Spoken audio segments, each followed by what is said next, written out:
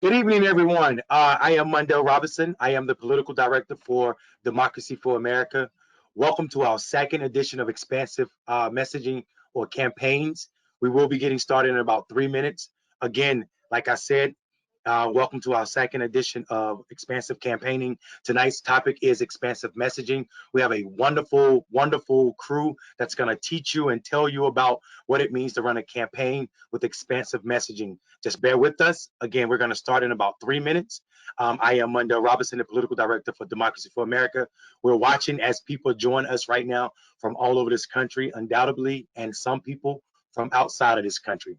So be patient. 3 minutes, we'll get started with our rockstar crew, and we'll begin to talk about what it means to run a campaign using expansive messaging.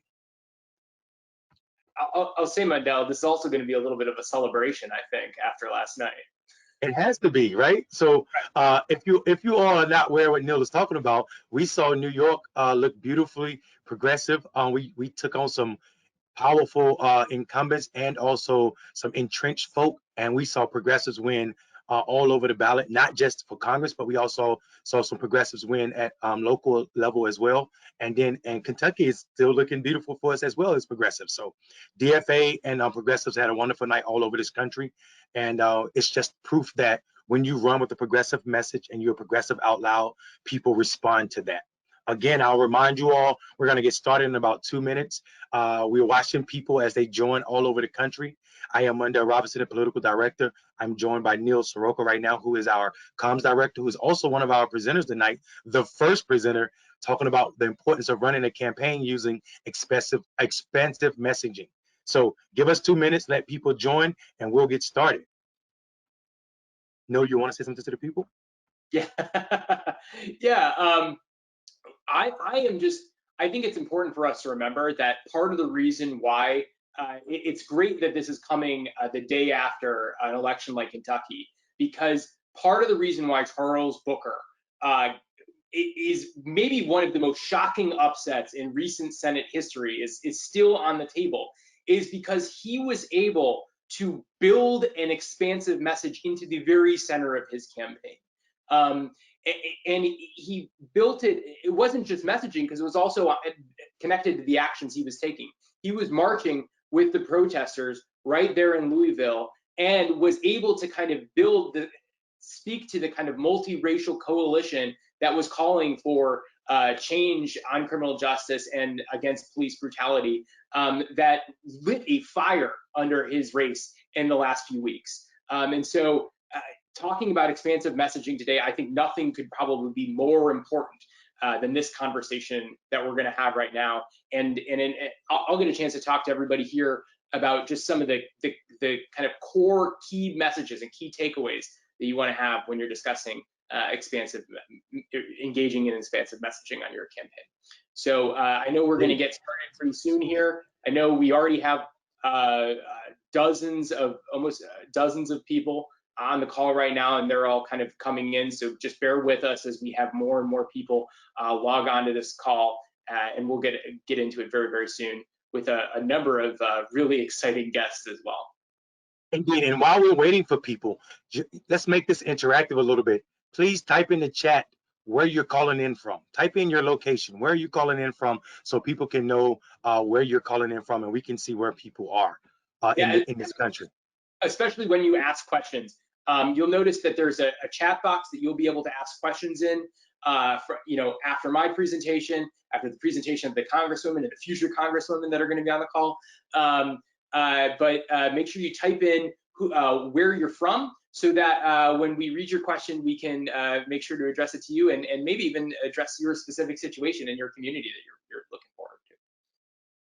All right, I think we had a great time. We got enough people in. Sort of say a quorum. So let's go ahead and get started. Okay, everybody. Welcome, like I said, to our second expansive campaign night. This is our second one. We're excited about this, and I see people are still jumping on from all over the country, and it's truly inspiring. Like I said, I am Mundell Robinson, and I am the political director for Democracy for America. Welcome, welcome, and welcome. I'm excited about that. I keep saying welcome because I know this is the beginning of change. This training is designed to build up key campaign skills in new field organizing, media, fundraising, and building a strong central team that tells stories and much more. This session is one of my favorite because it's candidates speaking about the nuts and bolts of expansive messaging in real time. A couple things to expect from this night school. If you have questions, just as Neil said, please jot them down and know that we will get to them at the end of the call. I know that's hard sometimes because you're going to be hearing from great speakers and something is going to spark your spirit at the moment. But please bear with us. We got a lot of people on this call and we want to hear from all the speakers. So just jot those down, put them in the chat, and I promise you, we'll get to them at the end of the call. All right? So just be patient with us and do that. Actually, we're going to do something different. Before we get to all of the questions at the end of the call, after each speaker, we'll take one question and we'll have that one question. We'll take that question and then we'll get back to the next speaker. So I'm going to jump right into the agenda because it's so much and I'm so excited about it. I don't even know what to do. Again, we are amazed that you are spending your evening with us.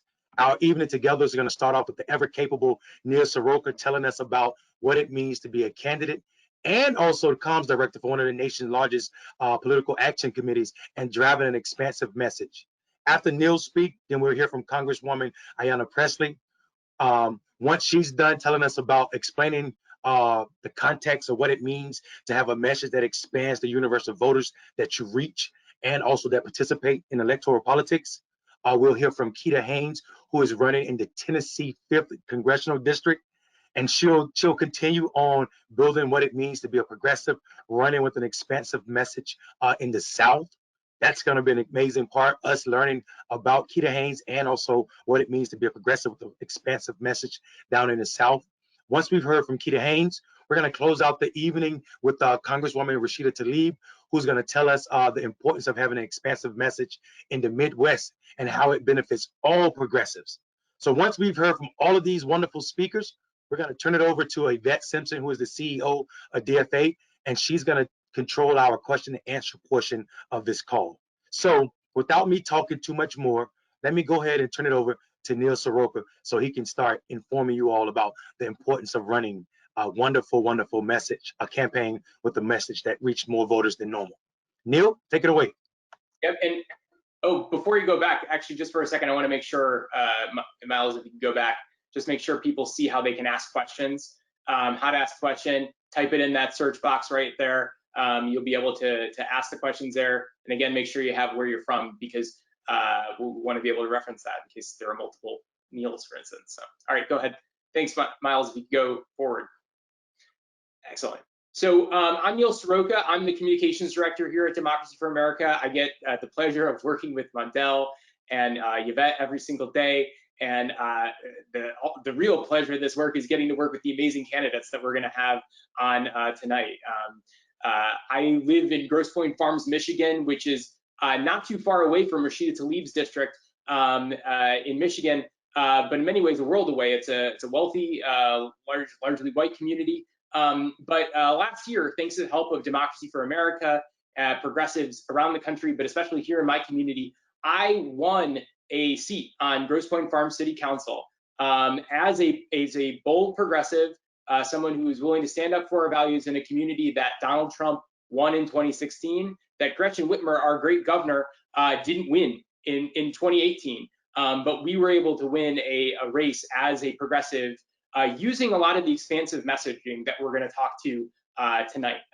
And so I think this is a really good opportunity, hopefully, to share some of the work that I get to do at DFA, but also some of the work that I got to experience, as someone who's worked a lot with different candidates across the country.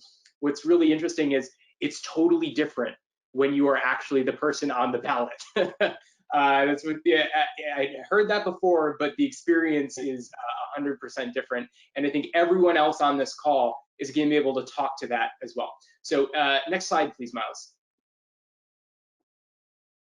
So I'm going to take about 10 minutes, hopefully, and if it's longer, Mondell is probably going to take out the digital hook to pull me off the stage. But I'm going to talk about 4 top takeaways on expansive messaging that hopefully all of you can learn from over the course of you'll be able to learn some useful information that you'll be able to put into your campaigns going forward. So there are 4 things you need to think through.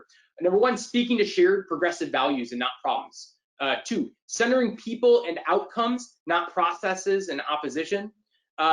Speaking to a race explicit message, and the idea that a race explicit message is a winning message. And then finally, using language that energizes, persuades, and yes, even sometimes alienates. Put an asterisk in that one, and I'll explain a little bit more. But Miles, if we go to the next slide.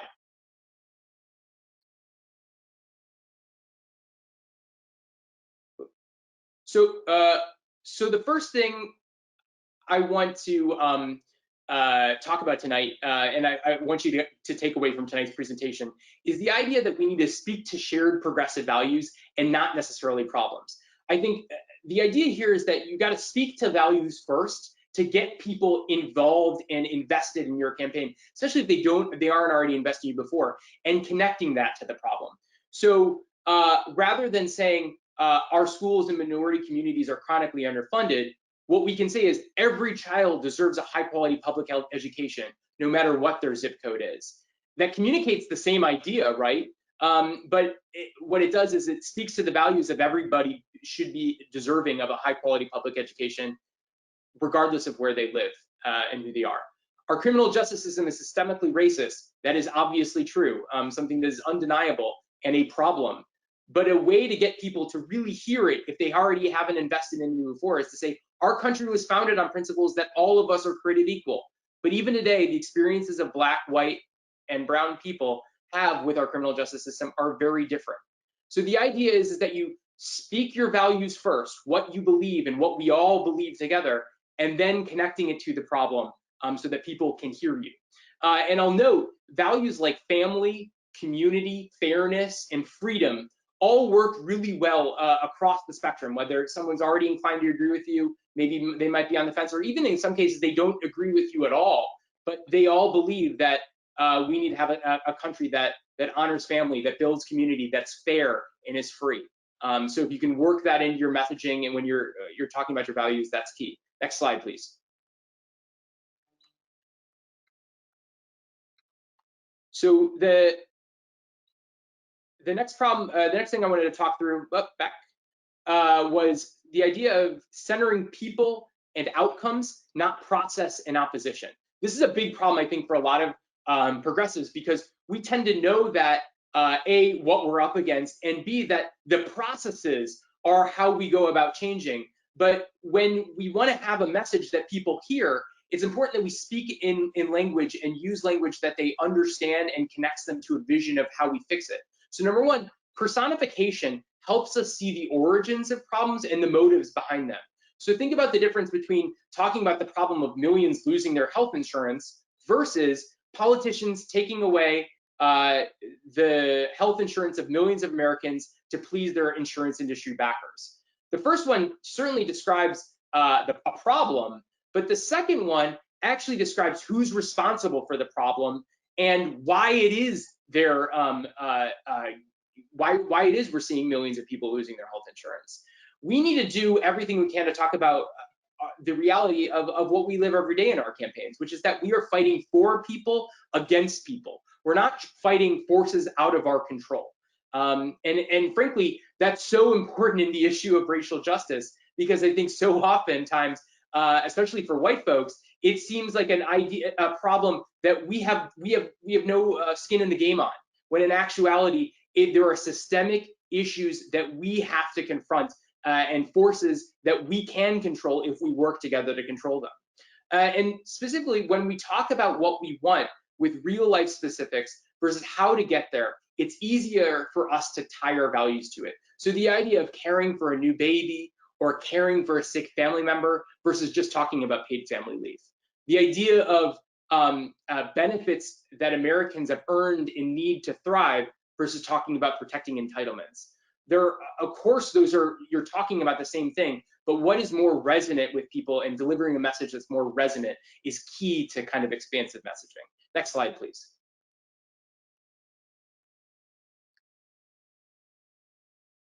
so the next thing I want to talk about are the idea that a race explicit message. I think we need the next one. We're having a little slide difficulty today. That's okay. The idea that we have a race explicit messages are winning messages. And so for the longest time, the right wing in this country have worked to make race a wedge issue. The idea that if they divide up Americans, they can prevent us from working together towards progressive solutions. The easiest way to think about this is when Ronald Reagan talked about welfare queens and Paul Ryan talks about the inner cities, or when Donald Trump even more recently uses words like thugs.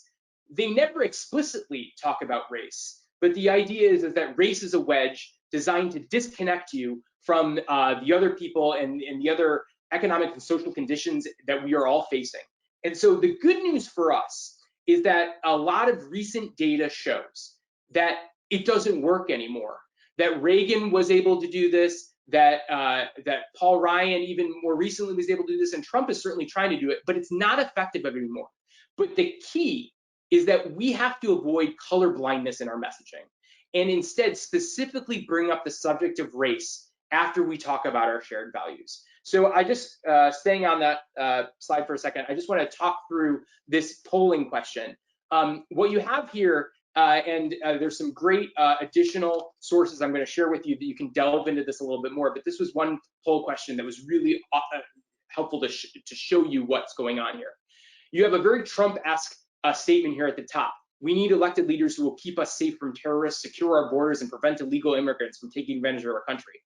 And what we can see in the two different ways that this question is responded to by a progressive, the first one, we need elected leaders who will reject and divide and conquer tactics of their opponents and put the interests of working people first, is a traditional colorblind sort of message. Frankly, something that even a progressive Democrat might have said if they were afraid to talk about race. You can see it works with the base, but it doesn't really work so well with persuadable voters, down 3 points.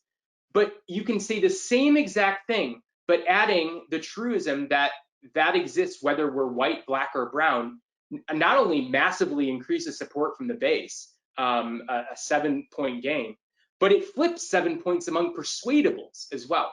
And so just a very important the number one thing you learn from tonight is bring race into your discussions of our values. We can win on stuff. Finally, I want to talk about the next slide, which is language that encourage you to work on and build into your campaign, language that energizes, persuades, and yes, sometimes alienates people. We want a language that energizes our base, preaching to the choir, because preaching to this choir inspires advocates and that builds the congregation. We also want language that persuades the persuadable. We want to bring people in who can be brought in, but that can be brought in is the key, because we also don't want to be afraid of having in language that might alienate the small, explicitly racist people who are unwilling to hear our message. Because if we have a values-aligned message that puts people and outcomes first, we can make the opposition look out of touch when their reactions go overboard. There's a fine line between turning people off and firing up the opposition. But the key here is you should have, when you're answering questions and thinking about how you're going to utilize the idea of expansive messaging in your campaign, if your response is so milquetoast that it's not enough to upset anyone, the reality is it probably doesn't mean anything to anyone either, and it's certainly not going to fire your supporters up as well. So I just want to I'll go to the next slide, and I just want to that's the kind of four thrusts of messaging that I wanted to share with you today. But I also wanted to share some of the sources and places where you can get some more information. These three papers recently done over the last few years are incredibly useful. If I'm honest, they're sources that I use, I crib from all the time when I'm thinking about how DFA is going to talk about our work, how I can encourage our candidates to talk about our work. And I'd suggest all of you take a look at some of these really important pieces of research, especially that Demos Action race class winning electoral narrative. You can really dive into the idea of how bringing in race explicit messaging can change the game for progressives and winning on progressive values. Thanks. Neil, thank you so much for that presentation. That was amazing. I do have a question for you. I saw you say something that, traditional campaigns that are, based off of transactional nature, and they're problematic, and this is why we see so low turnout generally in elections. Will push back on it heavily. You were talking about being race explicit. Can you say does that work only in cities or in progressive spaces, or is that a thing that works all over this country? No, and that's a great question, and it's definitely worth emphasizing. It does not work just in communities that are diverse. It also increasingly works in white communities like the one I happen to represent, because the reality is that even if we live, because of historic redlining policy and because of the many ways in which structural racism are kind of built into our own geography, many of the younger generations and even increasingly older generations are realizing that we have a problem that if we don't address openly and honestly, we are not going to thrive and live in the kind of communities we want to live. And so even in a place like Grosse Pointe, we were talking about the idea of welcoming in everyone and everyone feeling welcome, because we have to make sure that whether you're Black, white, or brown, you feel involved in our community. And bringing in that kind of explicit racial messaging into the discussion, frankly, I think allowed people to know exactly who I was as a candidate and what my values were, but also reflected onto them. That's who we want our community to be. And even if we're not there yet, we can, this is a leader that is willing to work with us. So I'd encourage you, regardless of what community you are in, do not be afraid of putting your values front and center. And that means not ignoring and applying color blindness to the issues of race that surround us. I appreciate that, Neil. As a Black man, I hate ideas of color blindness and the idea that I'm invisible or my color is not seen. So I appreciate you saying that. It means a lot. And I think it's a great segue into our next speaker, who is amazing Congresswoman from Massachusetts 7th District. Congresswoman Ayanna Pressley is about to continue setting the context of the importance of having an expansive message. Congresswoman Ayanna Pressley, make yourself present and take away.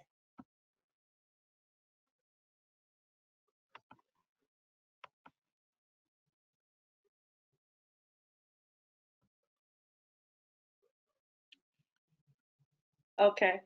All right. Can you guys see and hear me now? We can hear you. Waiting to see your face. Oh my goodness. Okay. Try to send me a message again because it only unmuted me. Right now, we'll do it.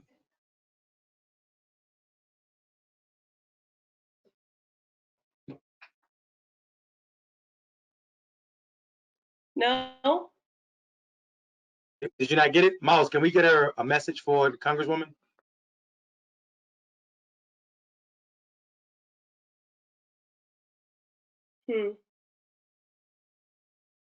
Okay.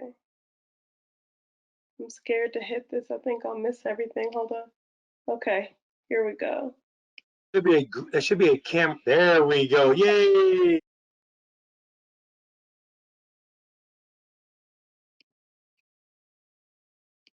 Okay. All right. Hold on here.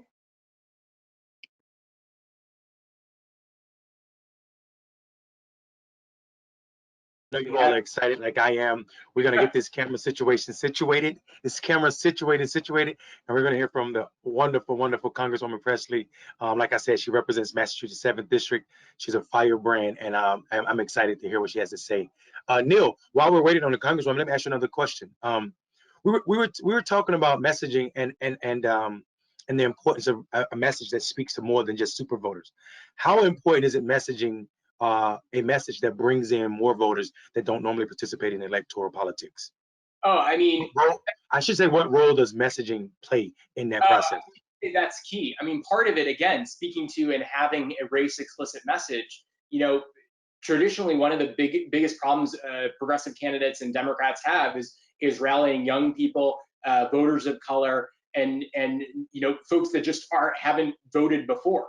And so bringing up the issue of race and making sure that everyone feels seen and heard in campaigns is critical to bringing out new voters, and bringing out folks that aren't used to voting before. So that is very, very important, and it's one of the reasons why we spend some time talking about it here. If you don't build expansive messaging into your campaign, it's going to be very hard to run an expansive field program. And the other kind of ways in which we're going to turn out the massive numbers of voters that we need to turn out, not only this year, but in future years. I was just talking to a reporter about an hour ago who was asking about, what is we going to do when Donald Trump tries to cheat in this election? We're already seeing the voter suppression that's happening in places like Kentucky and Texas and elsewhere. But we already know board interference, all these other problems. What we know is that the way we beat them is have turnout that is so big that they can't cheat. And expansive messaging is an important part of that. I see Congresswoman Pressley. I appreciate that. Can we hear you? Are you there? Can you hear us? Yes. Can you all hear me? Hold on one Yes, second. we can. Yes, we can hear you. Yeah. We can hear and see you. Amazing. Okay. All right. I do want to be mindful of time, so just give me a second here while I just get back. While I'm just, pulling up my notes here, I just wanted to say just how much I appreciate each and every one of you and the opportunity to be in virtual community with you. And that, for those of us on the front lines, each of us in our own right are disruptors and table shakers and change agents. And we're always, busily arming ourselves with things to do the work. I just want to ask all of you to be intentional about informing joy as well. That is also an act of resistance. And while we are holding space for our righteous rage as candidates and as elected officials, and putting forward radical and bold solutions and a reimagining of our society, that you hold as much space for your radical healing and also for joy. So that is my my request, okay? My charge to all of you, your homework. All right, and so that being said, I hope that everyone is safe and healthy, physically, emotionally, and spiritually. Thank you to DFA, Mondale, Neil, Yvette, my sister by bond. These past weeks, have really been especially difficult. Between the scourge of police brutality and violence and the disproportionate impact of COVID-19, our communities are confronting crises within crises, trauma within trauma. But while we feel the hurt and experience what Wes Lowry refers to as the maddening deja vu of this moment, my heart is also swelling at the energy and the determination of the activists and the advocates. And let me say this, the community builders. As if it isn't enough to have culture appropriated, there are those that seek to infiltrate and to undermine the Black Lives Matter movement. This is a long legacy of Black activists, advocates, and community organizers. We are community builders, not destroyers. And we have taken to the streets and are demanding change. And so we find ourselves in the midst of what Tiffany Cross referred to as a culture shift, but what we need is a power shift. And that's exactly what we saw in New York and Kentucky last night, and decisive victories for candidates like my colleague and my sister in service, Representative Ocasio-Cortez, Jamal Bowman, and Mondaire Jones. Now, what do all of these campaigns have in common? Each of them ran intentional campaigns that did not make assumptions about who desired or deserved a seat at the table of democracy. Instead, we extended a hand of partnership. And Mondale and Neil, your points earlier around transactional, politics, that's the thing. Before we're asking anyone for their vote, we're asking them about their life. We're asking them about their struggle. We're asking them for their ideas. So today's conversation is centered around expansive and inclusive messaging. And it reminds me of the words, and I want to bring into the room my other colleague and my sister in service, Representative Tlaib, representing the 13th District strong. She's always rooted in community. I just saw our t-shirts online today, and they say on the back, Rashida's got our back. And that's right. She has got our back. And so we have to have hers and make sure that she is decisively returned. But I'm reminded of words that Representative Tlaib shared at an event from a pastor in Detroit. And he said, you know, we're not divided as a country. That's not what the issue is here. It's that we're disconnected. So as candidates and as organizers, we need to be intentional in our messaging, in our teams, and in the way that we campaign in order to connect with voters. And all of that means listening to people in community, centering their lived experience, and creating solutions in deep partnership. I've always maintained that the people closest to the pain should be the closest to the power, driving and informing the policy making. We need to consciously expand the electorate because democracy only works when everyone is represented. And the intentional focus on inclusiveness and partnership, that isn't just an electoral strategy. It is essential to governing. The challenges facing our communities, which have been laid bare by COVID-19 and the murders of Tony McDade, Ahmaud Arbery, George Floyd, and even in my own district of Terrence Coleman and Burrell Ramsey. And let me just say, Breonna Taylor, her killers are still free. Say her name. These are not new. The entrenched injustice and inequity didn't just happen. It was precise. It was legislated. It was codified. But as my grandmother used to say, I know that I know that I know. Well, what I know that I know that I know is if hurt and harm have been legislated, then we must also legislate healing and justice. This is a moment of reckoning. These are old fights, but this is a new moment. And we have the opportunity, we have the responsibility to be innovative, to decide what are we for? Who do we fight for? Our policies must be a manifestation of our values and our lived experiences. Imagine what a different situation we'd be in today, how we would have better weathered this storm if we already had universal health care, Medicare for all, if we already had people working at a living wage, affordable housing, a complete transformation of our criminal legal system, a humane and truly just justice system. Bringing about this transformative change, now it isn't the work of lawmakers alone. You know, it is every transformational change that we have ushered in as a society was ushered in by a movement.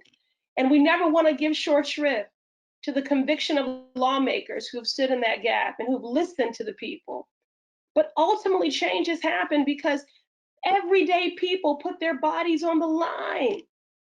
We need leaders in Congress who are committed not only to representing their constituents, but to working in close partnership with them to advance real solutions and to centering those who have been left out and behind for far too long. That starts with building dynamic, inclusive, multiracial, multi-generational campaigns. I know the DFA understands that. And that's why y'all got behind Jamal and Mondaire and Charles. And while you're going to continue flexing that muscle with the candidates participating this evening and all the other folks that are up and down the ballot. You know, growing up in Chicago, being raised in a single parent home by my mother, the woman who gave me my roots, my wings. My mother was a community organizer, attendance rights activist. She was a super voter. And I say she was and remains my shero because, you know, it's not a unique story, but it's my story. She raised me alone, challenging circumstances. My father is a brilliant man who was battling substance use in and out of the criminal legal system. And living in the residual aftermath of redlining and the war on drugs and welfare reform, all these targeted racist draconian policies, we had a lot of reason to feel, if we were inclined to, small, invisible, voiceless. But my mother made sure I always knew that we were powerful, especially on election day. When she would pull that curtain and I would go in with her to vote, she would say, I won't tell you my middle name, but she would call me by my middle name and she would say, we are powerful, never forget that. And I would stand up just a little bit straighter, a little bit taller. I believed her then, and I still do. Never forget that. We are powerful. And I yield. I don't even know if that's yielding. That's just doing what you exactly, while we invited you. You are a powerful force. We we've been warned not to call you by your middle name. Even though I almost just said it, but it is. You can't call me because you don't know what it is. Soya. Come on now. I'm a whole nerd. You really gonna do me like that, sis? Listen, it's a Swahili name. It's Soini. It doesn't sound pretty, but yeah. it means to be richly endowed with gifts. That's what it means. Yeah, indeed.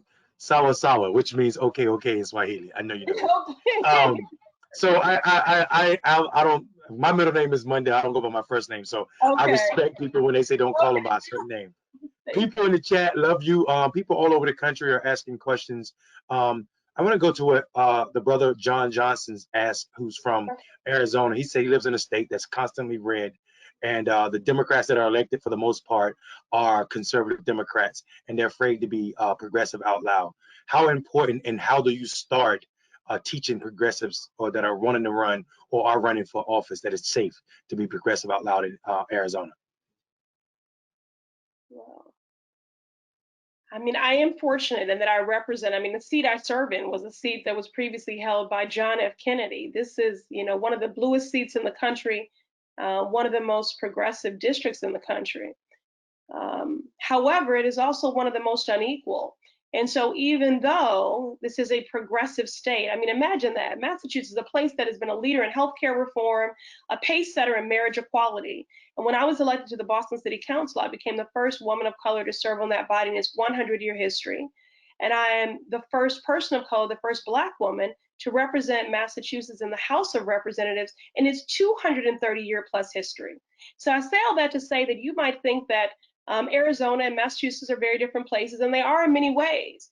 But when it comes to actualizing progressive values, and when it comes to representation and gender and racial parity, we have a lot of work to do.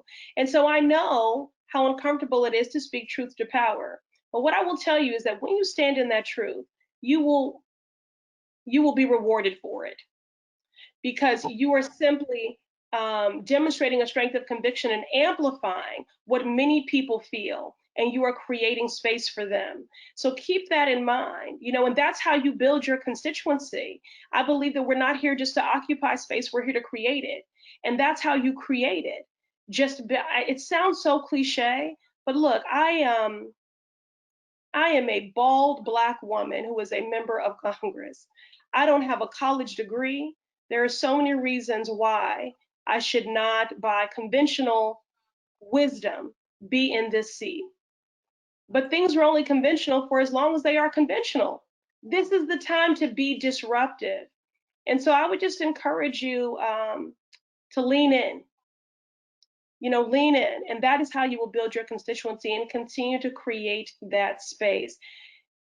D. Ray McKesson once said that the marginalized and the oppressed are not voiceless. We often like to say that. I want to be a voice for the voiceless. He said, no one is voiceless. What they are is unheard.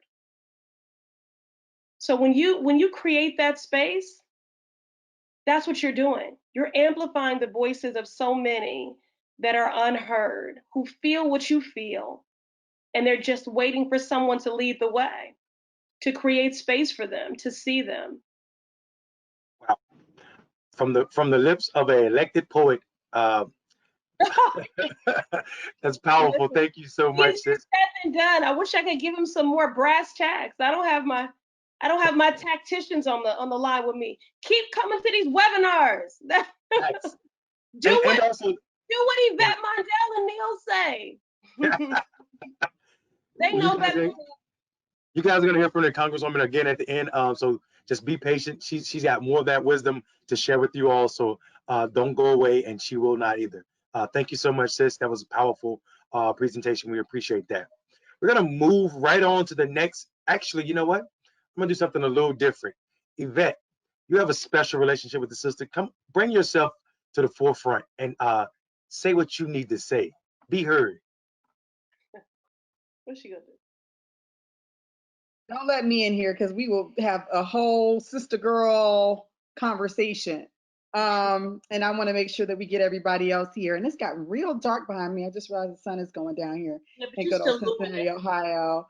One of the things I just want to say particularly, and I know there are some questions. One, One of the guests wants to say how much they love you. Send love to Conan and your daughter. They loved your Father's Day message, so we want to make sure we share that love with you.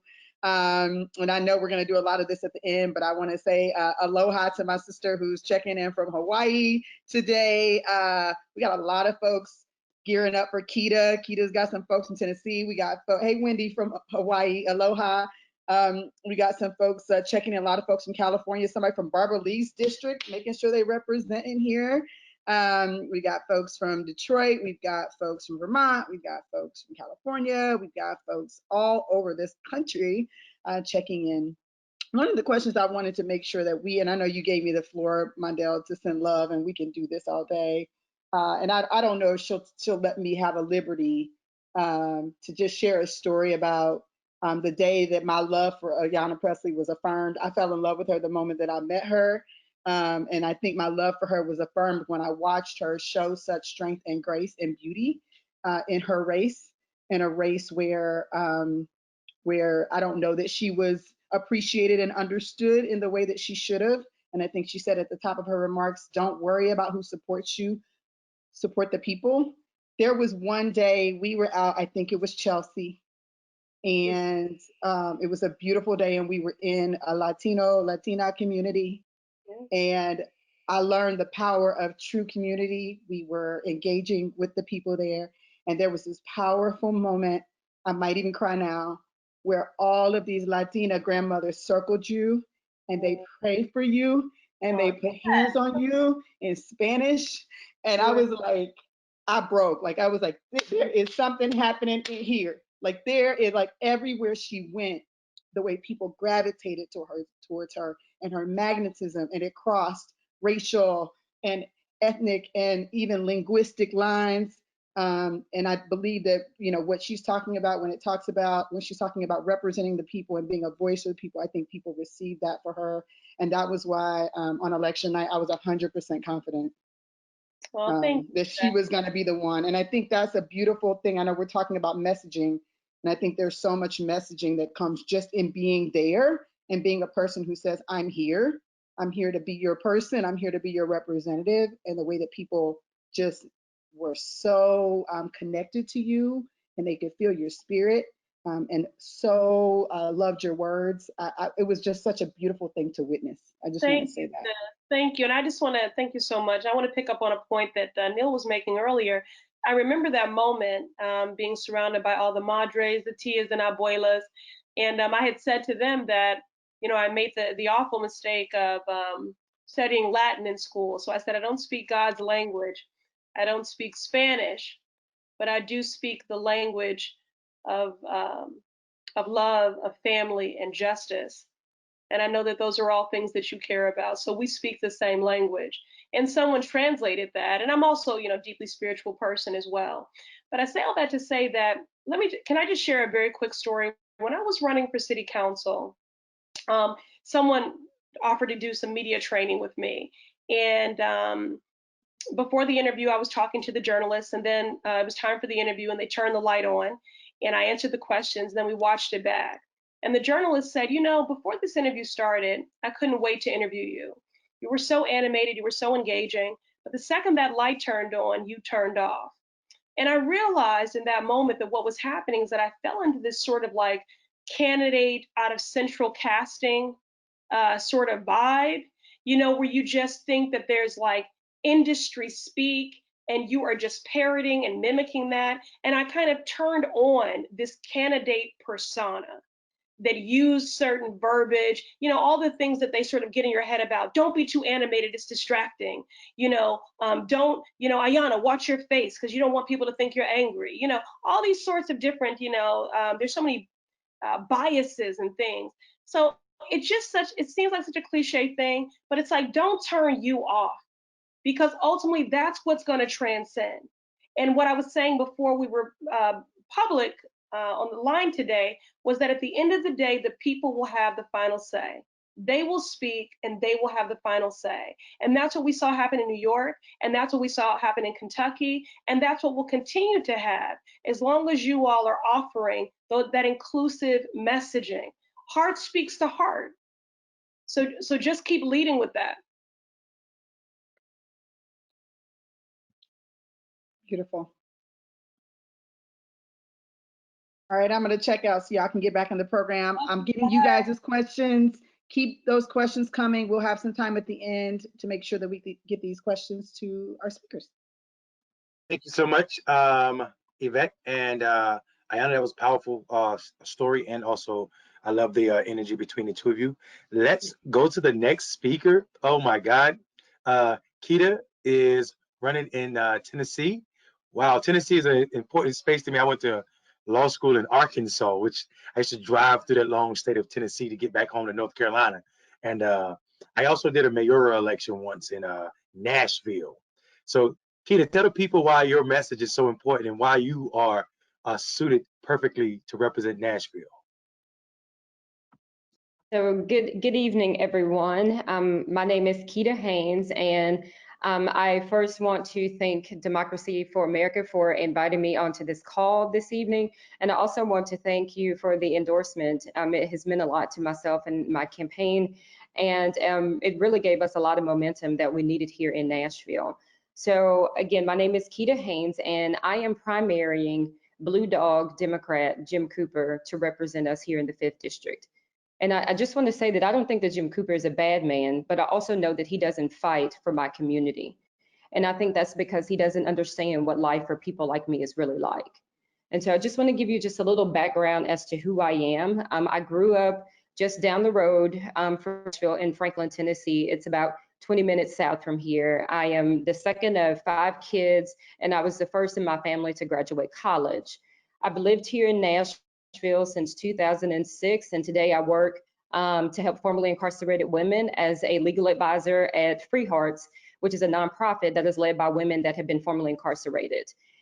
Before joining Free Hearts, I served my community for 6.5 years as an assistant public defender at the public defender's office here. And as a public defender, I poured all of my determination, energy, and passion into fighting for my clients in the courtroom as well as in the communities. And the fight to end the inequalities of our criminal justice system, that's a personal one for me.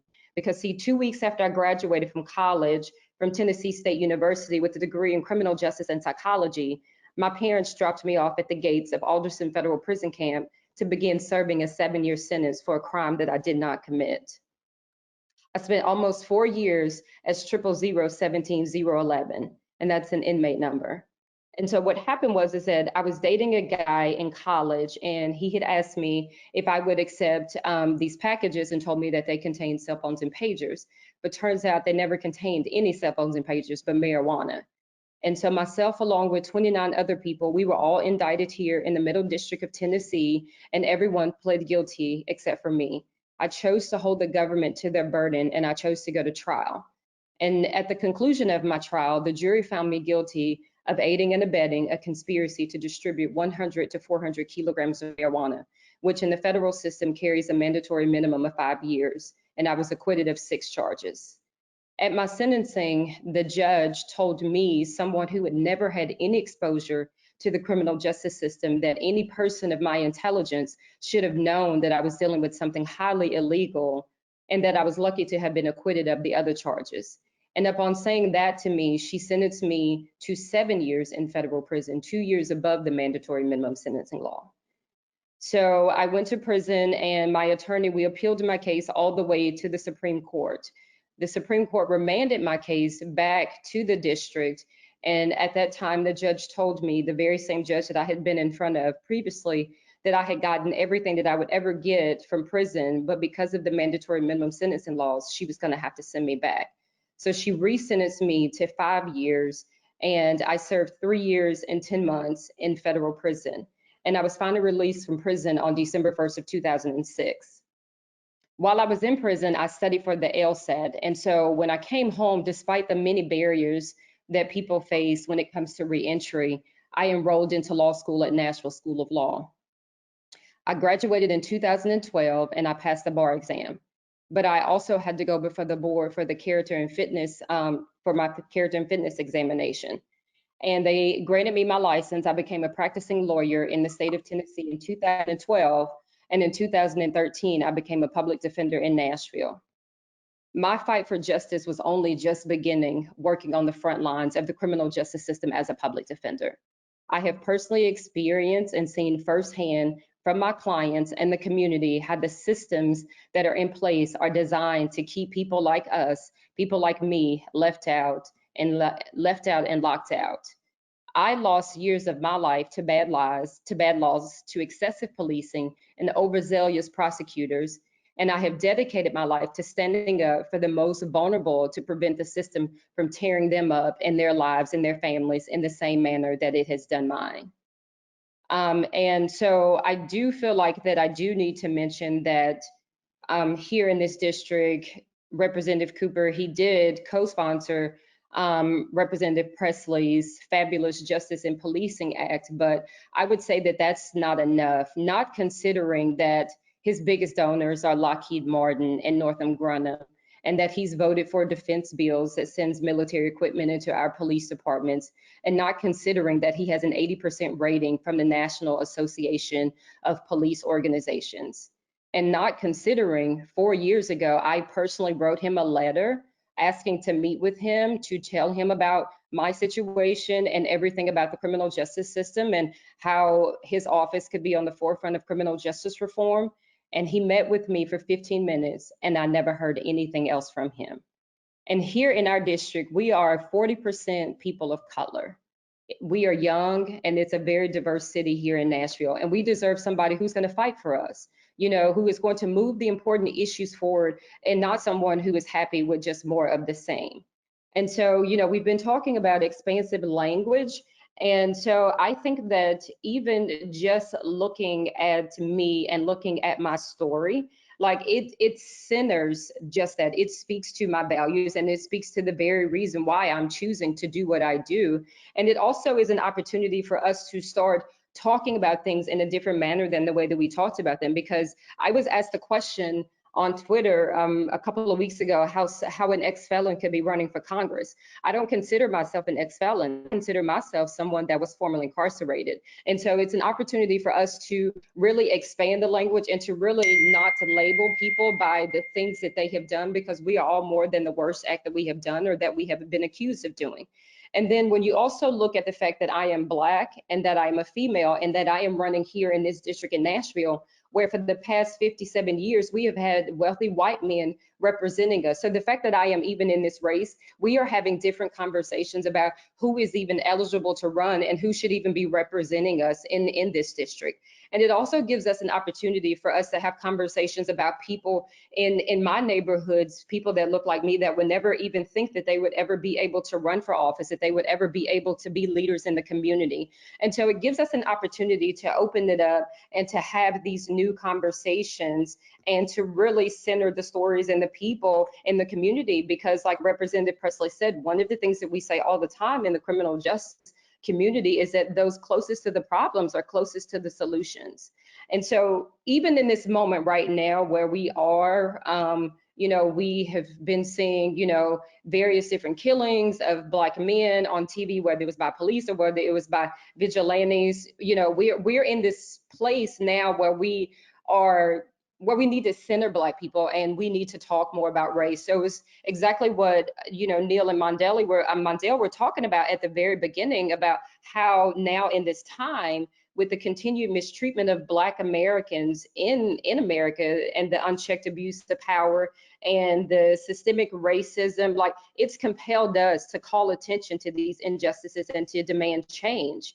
But we must not get stuck there. We must say that if we're out here in the streets and if we're saying Black Lives Matter, we've got to expand that and we've got to say that Black lives are going to matter, and we've got to center Black lives, not just when it comes to police accountability, but we've got to center Black lives when it comes to poverty.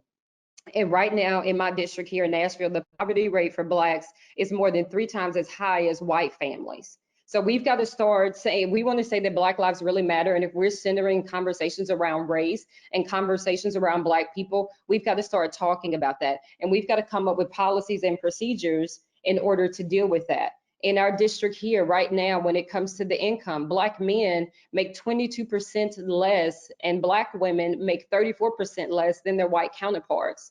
So we've got to start centering Black people and race in those conversations too. The wage gap has grown and Black wages has decreased by almost 17%. Home ownership is less than 40% for Black people in this district. And then there is education there too. And then our crime rate, right here in Nashville, 37208, it has the highest incarceration rate in this country. And so we need to start centering race and start centering Black people right now in these conversations that we are having. And it's one of the things that I do. And I just had a conversation with some people earlier today about making sure that I was centering Black people in this, and then also making sure that I wasn't alienating other people when I'm talking about issues that are impacting our community and particularly Black people, and making sure that I'm centering race, because we've got to make sure that Black lives, that it matters in every single aspect of what we're talking about. And I personally believe that in order for us to see the change that we are demanding, that we've got to have leaders who are not comfortable with the status quo, and leaders that only act when they're pushed. And we've got to choose leaders who not only understand the cost of systemic racism, but will fight to dismantle it.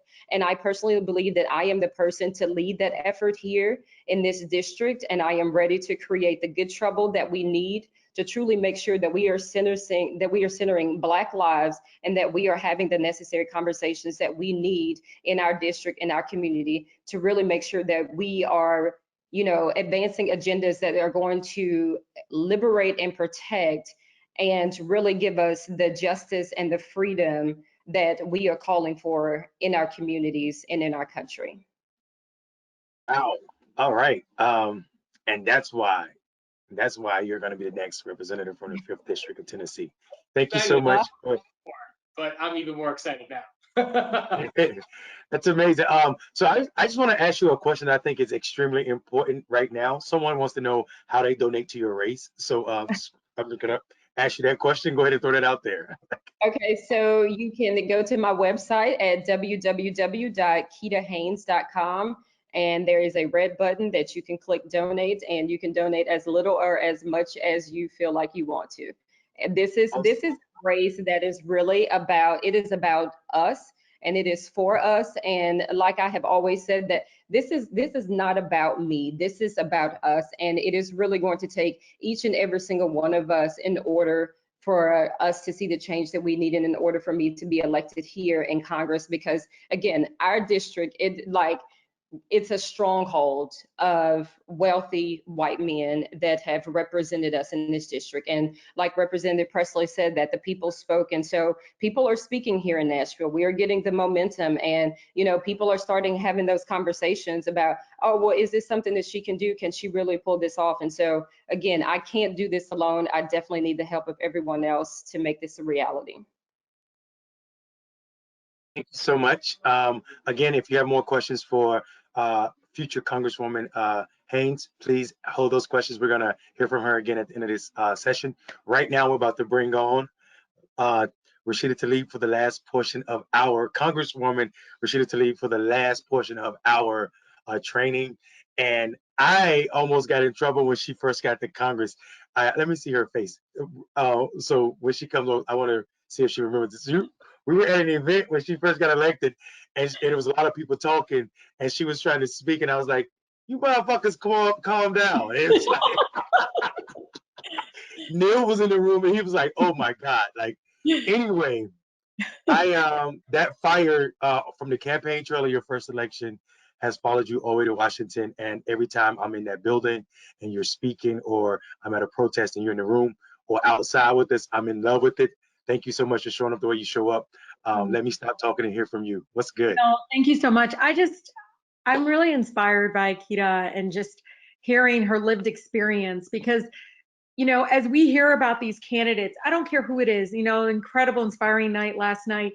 Much of the folks that are running are bringing not only, this idea around, oh, we need diversity, and you get that a lot, but it's so, like Ayanna always says, about transactional and weird, but it's also about Congress not only like looking differently, right, but also speaking differently and feeling differently and hearing people differently. And from those lived experiences. And that's the thing that we bring to the table, y'all, is our lived experiences. I'm the eldest of 14.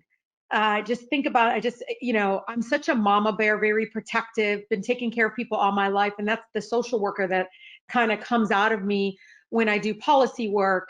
When I think about the various issues, I think about that mom, or I think about one of the seniors and saying, how would this impact her life, his life?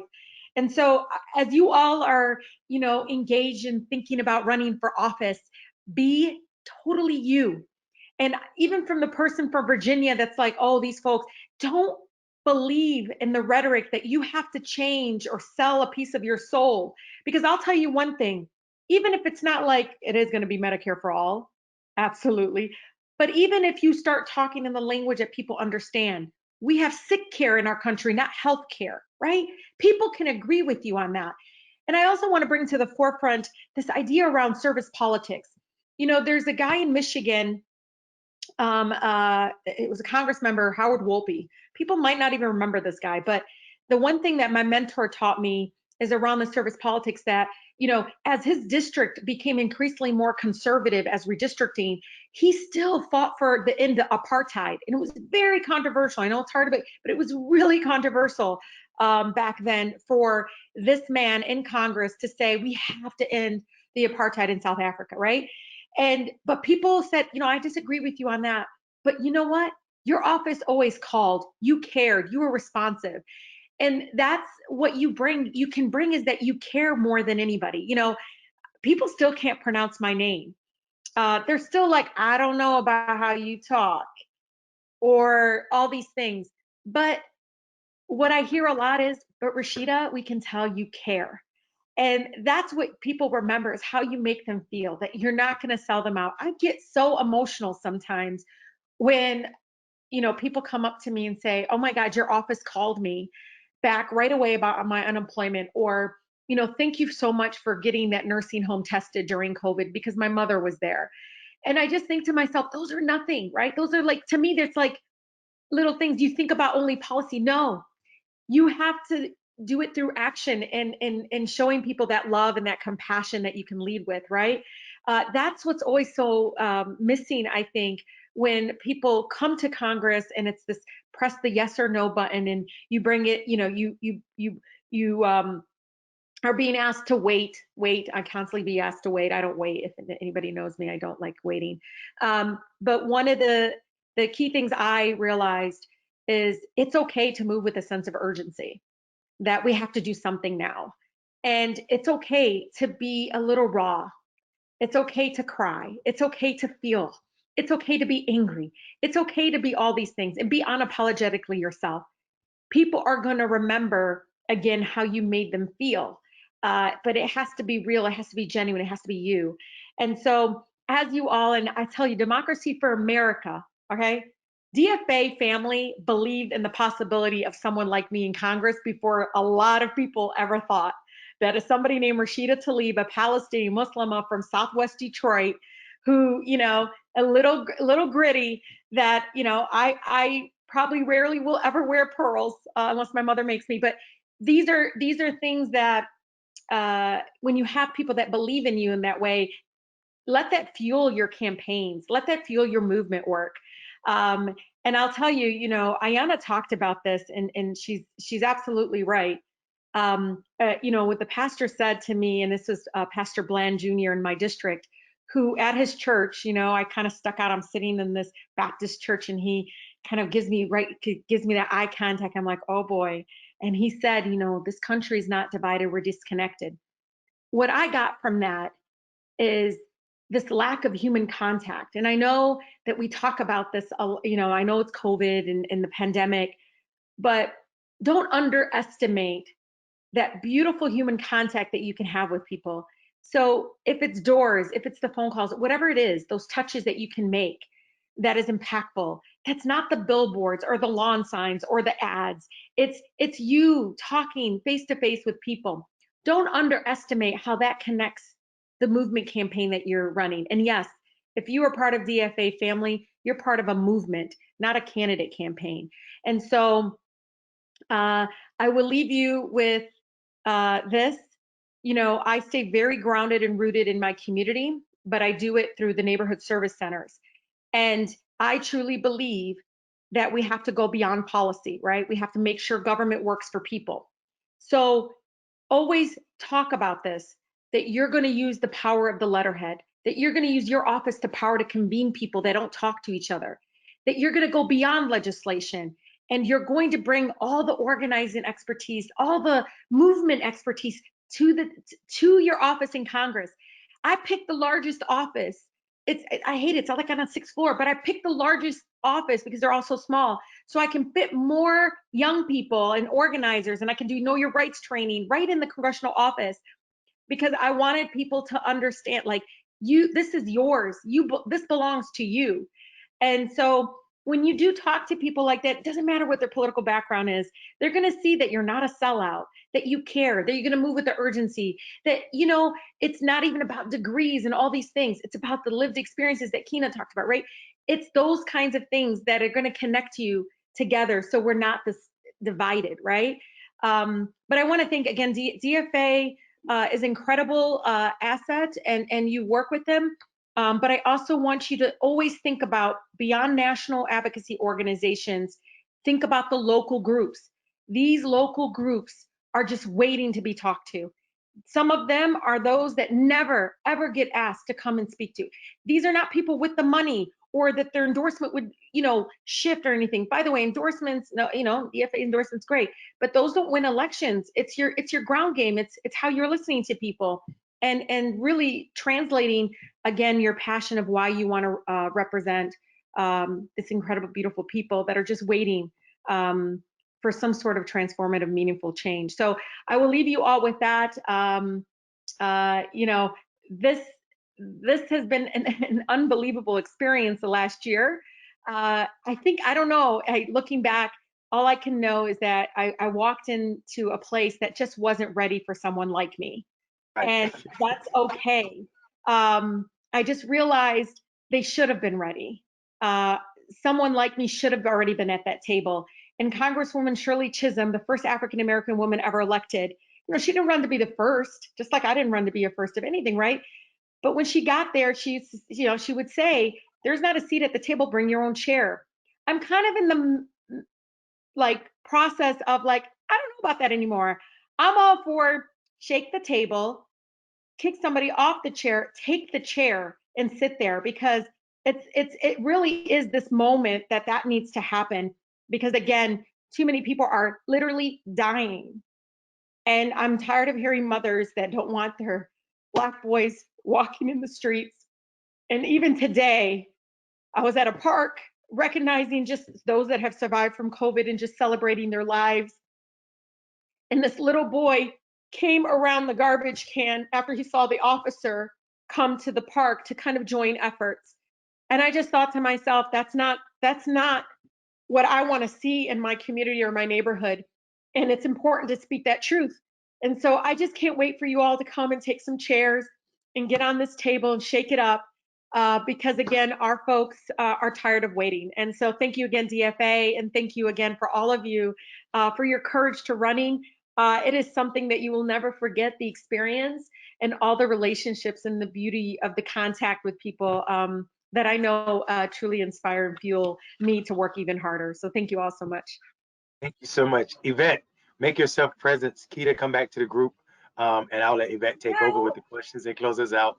I know this Midwest energy is dying to meet right now. I'm gonna fall back. I don't know how about y'all do. Ohio though. Come on, Keeda. Come on. I mean, Michigan had to come back. I'm still holding out hope for Ohio. And I know we've got somebody on here from Columbus, so love from Columbus. I saw you pop up there. Got another Ohioan here.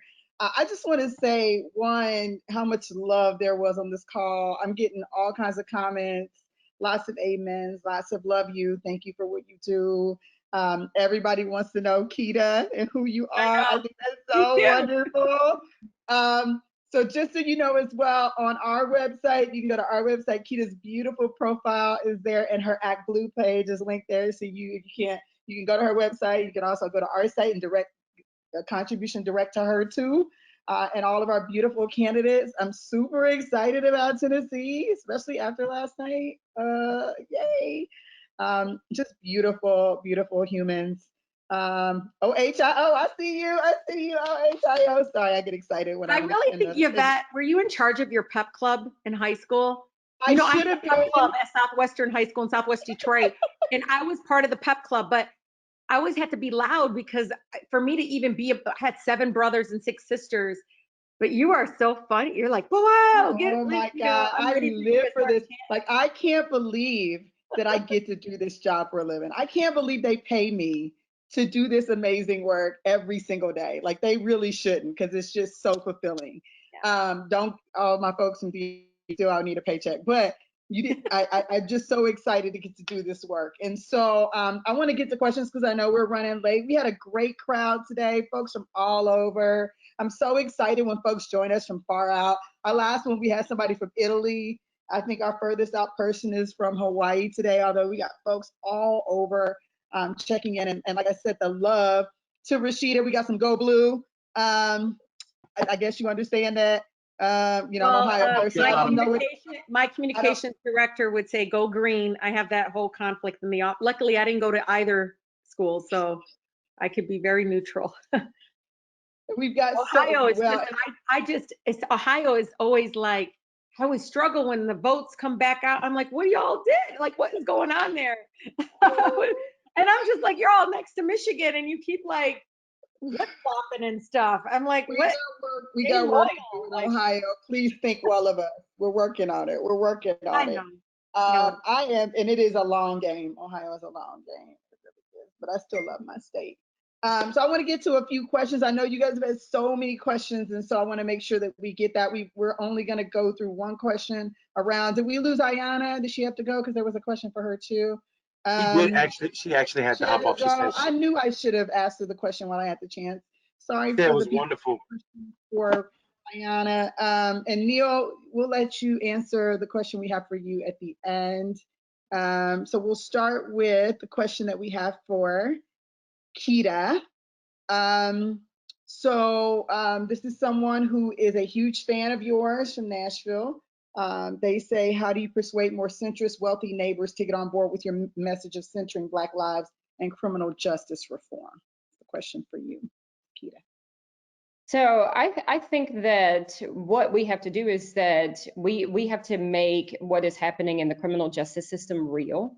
And so not just my story, but so many other people that have had different experiences in the criminal justice system, because one of the things that we did as a public defender, we always talked about humanizing our clients.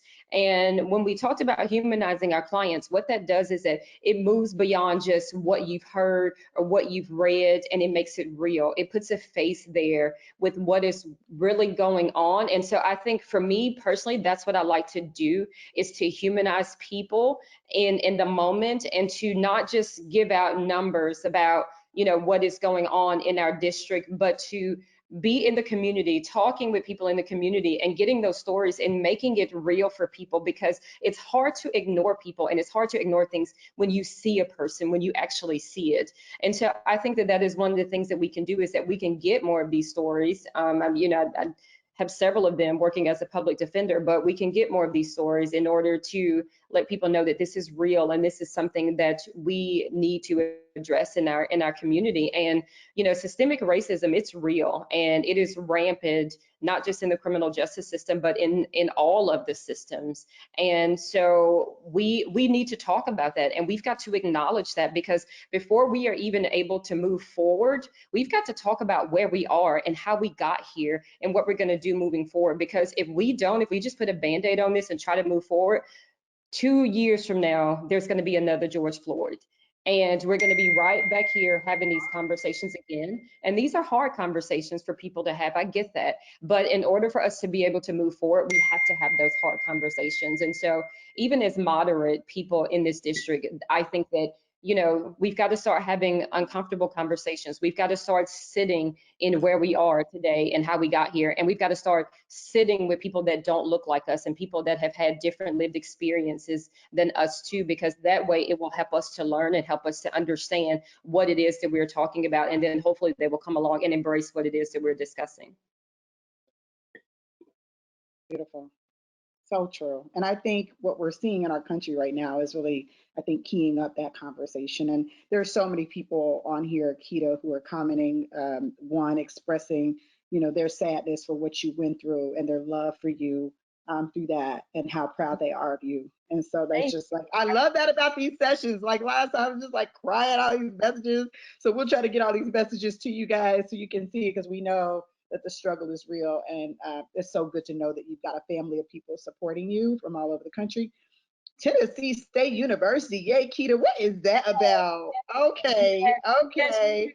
I see it Absolutely, now. TSU. TSU, wait.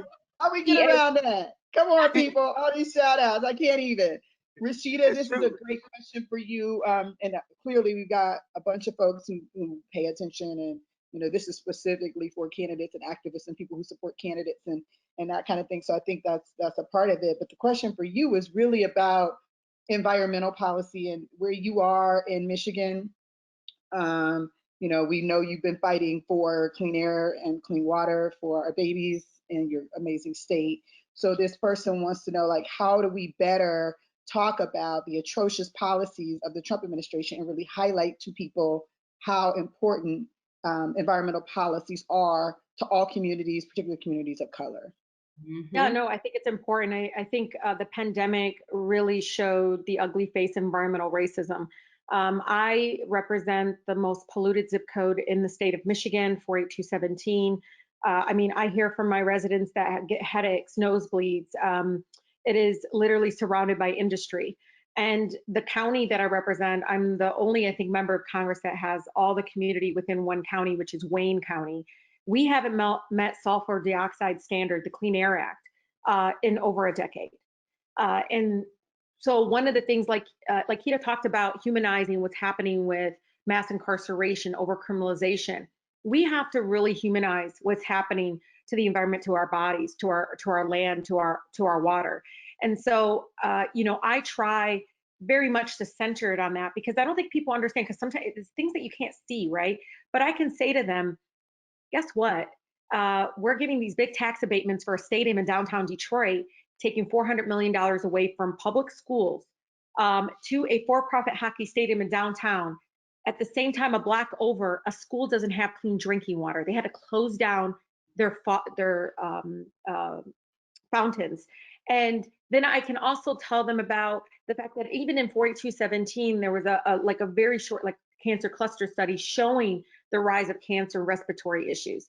And, you know, much of I do this thing where I say I bring Congress to the district. So I had 2 congressional hearings, and one of them specifically was environmental justice hearing, where I had folks from Flint, what I call my seasoned resident, Dr. Leonard, who's been in that community and neighborhood for years fighting for the right to breathe clean air, talking about just how bad it is, because I don't think people realize when you're among that pollution, what it happens to your property values.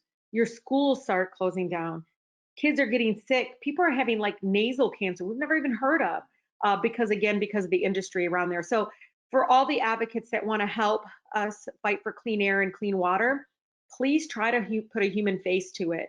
Try to explain how it's so connected to our bodies, to our land, because I'll tell you, our biggest crisis, if it's not now, is water, clean water. And, you know, I fought for $1.5 billion Water as a Human Right Fund. It's becoming unaffordable because I have Nestle in my backyard, literally taking it for really nothing, while Flint still doesn't have clean water. Wow. And I think, you know, the message that continues to resonate, which is I think what Neil teed up at the very beginning, is really talking about the human cost, the human impact, real stories of people who are directly being impacted by these policies, and why it's so important to have Rashida Tlaib in Congress and Keeda Haynes in Congress, and Ayanna Pressley in Congress and AOC, because those issues are going to be in the forefront, right? Like I love your story. I hadn't heard that story before about wanting the big office. I've been in your office and because you wanted to fill the room. And I know you get a lot of people in your office. One thing you need to know about this Congresswoman is she also answers calls from people. And that is something that I know a lot of folks don't do. So, well, I try not to tell people, but I pretend to be an intern. I love it because I want to talk to people and I'm like, hi, yeah. And they're like, well, I think the Congresswoman should do this and do that. And I was like, really? Well, I think she does support that, but what do you think about this? And it actually is a really great conversation. And she does that for hours. I watched you do that one time for like, it felt like hours. I'm like, that is a dedicated public servant. That is like the minimum, that should be the minimum required. Like you're probably doing more calls than most folks in Congress right now. When Keeda's my colleague, I'm gonna tell Keeda, you're gonna love it. But just to go back to Keeda's lived experience, I mean, I grew up in Southwest Detroit, where the polluted zip code. I mean, I wasn't in that particular, but I literally thought that smell was normal, y'all. I thought that many trucks was normal. I thought my dad getting cancer, dying at such a, like, all of that wasn't normal. And so it's so important that we push back against this, like they normalize everything that is so broken in our country. We need to push back against that. So. I'm going to do one more. I think we know where we are today with the state of police accountability and all the demands that we're making to defund the police and the calls for accountability with systemic racism. So we got several questions about how we talk to people, particularly white people, about the fact that it is not a contrast between blue lives and black lives. We're not asking, like we need you to, how do we help people understand the responsibility as it relates to dismantling white supremacy and systemic racism, this whole conversation we're having. So we had several questions from folks about kind of how do we talk about this issue in a way that doesn't create necessarily an automatic line in the sand where folks are like, well, we got to protect our police. And what you're doing is, so anybody that wants to jump in on that, I got a whole lot of thoughts, but this is not my show today. Anybody that wants to jump in on the conversation we're having about the importance of police accountability. I have an opinion, but Keeda, if you want to go ahead and speak, but I can try to help people maneuver. I mean, to me, it's just speaking the truth, but go ahead.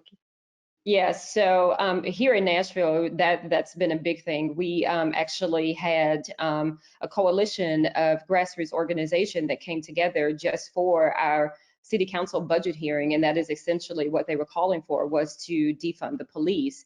And prior to that, they had like several people from the community. It was the longest council meeting we had ever had here. It went into 5 o'clock in the morning because you had people from all walks of life, all part of Nashville, and of course in the middle of COVID. And so people were calling in, the lines were jammed, and people were actually getting in their cars, driving up there with their mask on, social distancing, in order to let our local council members know that they wanted to take money away from the police and to reinvest it into our communities. And it was a beautiful thing to see because that is what democracy looks like.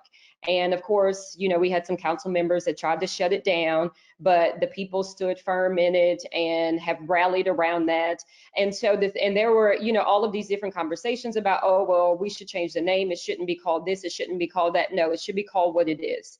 And it is what it is. And and there's just no other way around it. When you start looking at these things, we have been defunding education for years. We have been defunding housing for years. We have been defunding infrastructure for years. We have been defunding everything when it comes to our community for years. And nobody is saying that we have to completely take all the money away from the police. But the thing is that in order for us to get to a different space, we've got to do something different than what we've always done.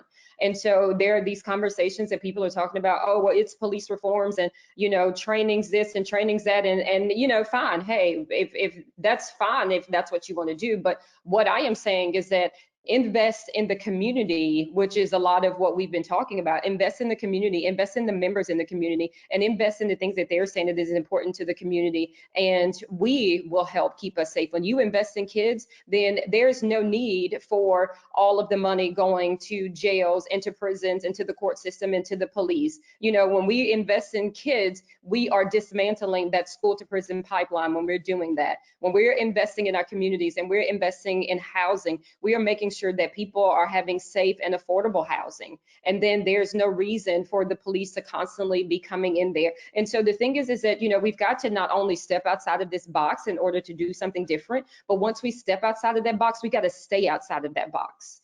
And so for me, that's what it's about, because, you know, we can't, and we're just at a time where we can't have piecemeal legislation here and there, and we can't have any more studies. What are we studying?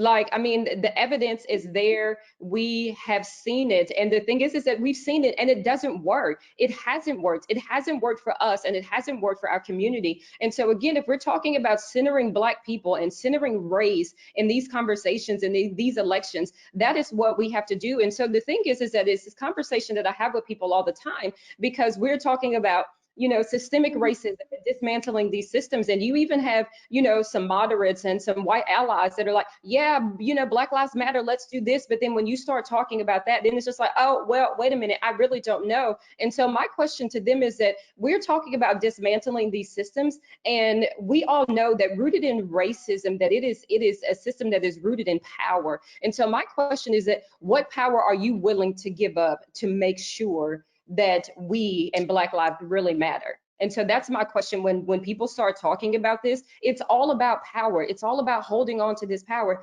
Why does the police department need 2 or 3 helicopters? Why? They don't. You know, and so that's the thing. And so we really need to start looking at these things, and we really need to start making this more about people and making this more about the community. That part. Representative Tlaib. Yeah, no, I think Keeda is right on. I mean, look, you know, this in 2013 when Black Lives Matter, you know, was birthed, people are like, I don't know, doesn't all lives matter? Doesn't, you know, does that mean police lives? I mean, people were dissecting and not asking, well, what do you mean? Oh, you mean like the right to live, to be truly free, to be feeling like your life is not disposable? I mean, so when people are so hung up on that and they can't get past it, I always tell them, okay, let's just talk about the root problem that we're seeing, because sometimes people are so focused on who killed George Floyd, which is super important, of course, who killed George Floyd. But the knee to George's neck represented something bigger, and it represented what killed George Floyd. And that what killed George and Brianna, and even in my district, Ayanna Stanley Jones, who's only 7 years old, sleeping on her couch. All of that is so critically important that we have to talk about the fact that 60 out of my 80 schools don't have clean drinking water. That folks, you know, I literally have Black children in court right now in Michigan begging for the right to literacy. That is what I think the governor is going to settle out of court. But think about that for 1 minute. They're asking for the right to read at this moment. We are failing Black people in our country.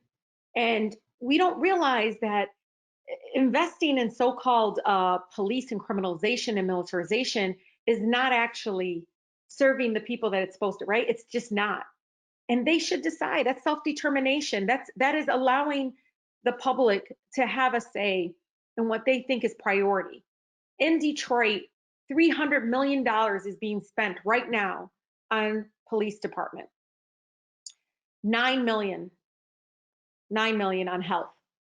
We lost more African Americans in Michigan to COVID. 40% of the deaths are African Americans, my Black neighbors. Even though Michigan, our African American population is less than 15%. So just think about that for 1 moment.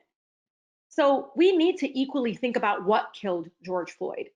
And even imagine watching that officer, seeing his face, he felt very much untouchable. You could see it in his face. Even when he went completely unconscious, it didn't faze him. So the what killed George Floyd is something that needs to be at the center of it. And if it's Movement for Black Lives, which is a coalition of beautiful, amazing grassroots organization around the country that said, hey, we need to start looking at dismantling mass incarceration. Hey, Rashida, can you do the reimagining, Community Safety Act or whatever, where we're moving from the 1994 crime bill. There's a program called Cox. For the last, since 94, it's $14 billion. It was supposed to be community-led policing. Didn't result in that. It just beefed up. It literally beefed up more officers on the street that actually were making us less safe, right? Because of structural racism, because of discrimination, all of those things. It's almost inherent. It's part of this, again, this broken system. And all I'm doing is saying, let's move it out of Department of Justice and let's put it in Health and Human Services. And if that means to people defund police, then that is what the hashtag, whatever it is. But understand that it's still investing in people and their safety and what they think makes them feel safe.